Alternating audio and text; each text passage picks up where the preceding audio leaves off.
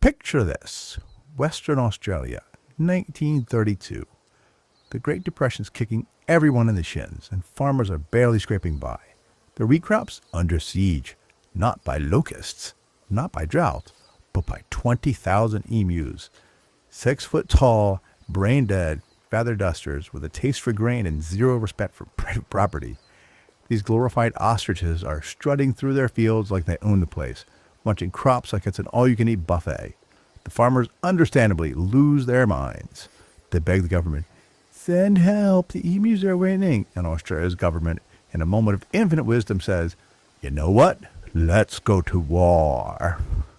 Enter Major G.P.W. Meredith, the military mastermind tasked with teaching these feathered freeloaders a lesson. Armed with 2 Lewis machine guns, 10,000 rounds of ammo, and the confidence of a man who's never met an emu, Meredith rolled into town like he was auditioning for a war movie. Spoiler, this wasn't Saving Private Ryan, it was Chasing Private Emu, and the emus were directing. The plan? Mow down the birds with military precision. The reality? Picture 3 stooges chasing a flock of Olympic sprinters with feathers. The emus didn't just eat crops, they ate Meredith's ego for breakfast. Welcome to Sarcastic History, where we dig up the past and roast it like it's a medieval witch on a bad air day. I'm Dan, your guide through the glorious mess of human stupidity, epic wins, and what were they thinking moments. From emperors with zero chill to wars started over literal bread, we're here to spill the tea on history's wildest stories with a side of eye-rolling commentary. So grab a snack, hit that subscribe button, and let's get snarky with the past. Meredith's crack team, 2 soldiers who probably drew the short straw, set up their guns on a hill, expecting an easy turkey shoot. Except these turkeys were 6 foot tall, 40-kilometer-an-hour speed demons. First shots rang out, and the emus, they laughed. Well, not really, but you could see it in their beady little eyes. They scattered like they'd been training for this their whole lives, leaving the soldiers firing at dust clouds. By day's end, they'd bagged maybe 10 emus out of thousands. 10. That's 1 emu per 1,000 bullets. Undeterred, or maybe just stubborn, Meredith pressed on with the first attempt through October. The strategy was simple. Drive around, spot emus, unleash lead. The emus, however, had other plans, like don't get shot and keep eating wheat. These birds were tactical geniuses. They split into smaller groups, dodged ambushes, and ran faster than the army's clunky trucks. One soldier reported an emu taking a bullet and still sprinting off like it had a brunch reservation. Meredith tried setting up a water hole thinking, aha, but come to drink. Nope. The emus ghosted him, probably sipping cocktails at underground bird bar. By the end of the first week, the body count was pathetic. Maybe 50 emus max. The farmers, watching their crops vanish, were thrilled. And by thrilled, I mean they were drafting hate mail to Canberra. And let's talk about the ambush on Meredith's position, because yes, the emus flipped the script. One fateful day, Meredith thought he'd outsmarted them. Lowering a flock into an open field, he set up his guns ready for glory. Then, like a scene from a feathered horror flick, hundreds of emus charged toward his position. Not away. Picture it. A stampede of long-necked, fluffy nightmares barreling at you, kicking up dust. The soldiers fired wildly, but the emus veered off at the last second, leaving Meredith coughing in a dust cloud and questioning his career choices.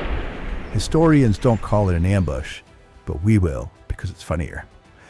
The emus didn't just win, they humiliated. By mid-October, the government pulled the plug, citing logistical issues. Translation, we're losing to the birds and it's embarrassing.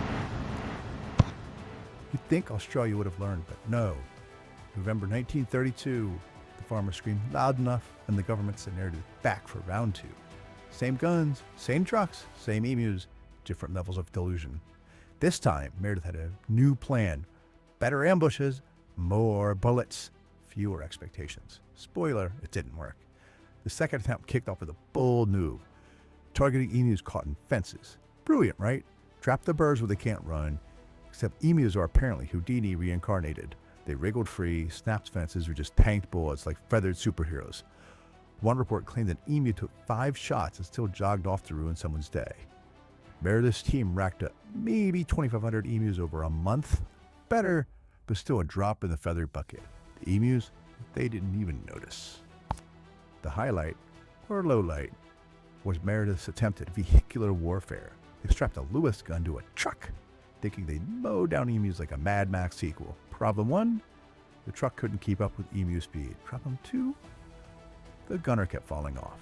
Problem 3, emus don't care about your action movie fantasies. One soldier described it as chasing ghosts with feathers. By December, the Army admitted defeat again. The official report claimed success because they killed more emus than round 1. Sure, and I'm an Olympic gold medalist because I jogged once. The real winners, the emus, who kept eating crops like they were an all-you-can-eat buffet. Let's sprinkle in some extra absurdity because this war has no shortage. The government refused to call it a war, despite, machine guns and military personnel. They called it an operation, like they were fixing a leaky pipe, not battling 20,000 emus. The media had a field day with headlines mocking Australia's glorious defeat. One journalist suggested the emus deserved medals for strategy. Farmers, meanwhile, kept losing crops and sanity, with some swearing the emus were taunting them. Probably true, given those smug bird faces. And get this, after the war, the government tried bounties instead of bullets, paying farmers to hunt emus themselves. Shocker, it worked better than Meredith's machine guns. So what do we learn from the Great Emu War? 1. Never underestimate a bird with a grudge. 2. Military budgets don't guarantee victory when your enemy has better cardio. And 3. Australia's proudest blunder as a reminder that nature always gets the last laugh. The emus didn't just win, they threw the party, ate the cake, and left humanity in the dust. If you love this tale of feathered chaos, smash that like button, subscribe for more sarcastic history, and comment your favorite Emu War moments. Who's the real MVP? Meredith, the emus, or the truck that never gave up? Let's hear it.